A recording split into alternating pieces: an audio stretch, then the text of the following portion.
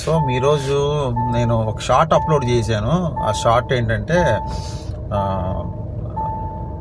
Agar కిస్మత్ సే తక్దీర్ పన్ జాతి తో మే బి సికందర్ హో జాతా. సో దాని అర్థం ఏంటంటే ఫేట్తోనే ఒకరు ఏదైనా మనకి జరిగిపోద్దంటే నేను even I will become king అని. సో ది కాన్సెప్ట్ ఈస్, మనం రాజేంద్ర ప్రసాద్ సినిమా మనం చూసుంటాం, మీ అందరూ చూసుంటారు. ఆహనా పెళ్ళి అంటాయో లేకపోతే ఆ ఒక్కటే అడగొద్దు, అందులో ఒక డైలాగ్ చెప్తాడనమాట ప్రతిసారి అన్నాడు, after 1 year I will become king అని. సో ఒక జ్యోతిష్యుడు ఏదో చెప్తాడు, 1 year తర్వాత నీకు రాజ్యోగం ఏదో పడుతుంది అనేసి. So after 1 year I will become అని చెప్తూ ఏ పని, అసలు ఎంత పని ఆయన దగ్గరికి వచ్చినా కూడా ఏ పని ఆయన చేయడం అనమాట. సో ఆయన కాన్సెప్ట్ ఏంటంటే only after 1 year I will become king. So అలా ఏం ఉండదు. సో ఫేట్ అనేది ఎప్పుడు మనకి అదృష్టం అనేది ఏదో లాటరీ తగలడమో అలాంటివి ఏమో తప్ప ఇన్ జనరల్గా 99.99% ఆఫ్ పీపుల్కి ఫేట్ ఏదో మనకి ఫార్చ్యూన్ తెచ్చి పెడుతుంది అనుకోవడం ఇది మన మూర్ఖత్వం అనమాట. మనం ఓన్లీ హార్డ్ వర్క్ని నమ్ముకోవాలి.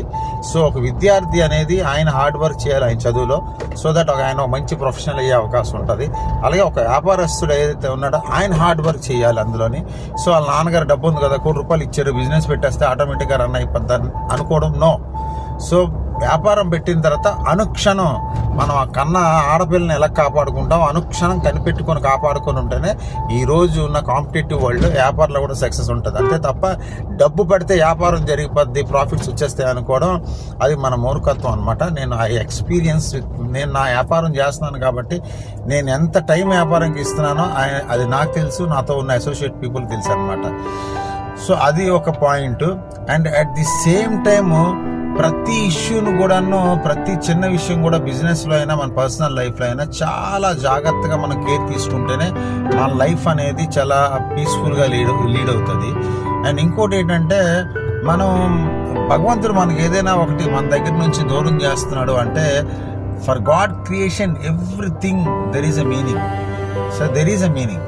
సో మనం అనవసరంగా అన్నెసరీగా వరి అయిపోయి మనం గివప్ చేయకూడదు. సో బిజినెస్లో కానీ, చదువులో కానీ, ఆరు చేసే ఉద్యోగంలో కానీ, ఆరు వ్యక్తిగత జీవితంలో కానీ ఎన్నో ఆటుపోట్లు ఉంటాయన్నమాట. అవన్నిటినీ మనం సమర్థవంతంగా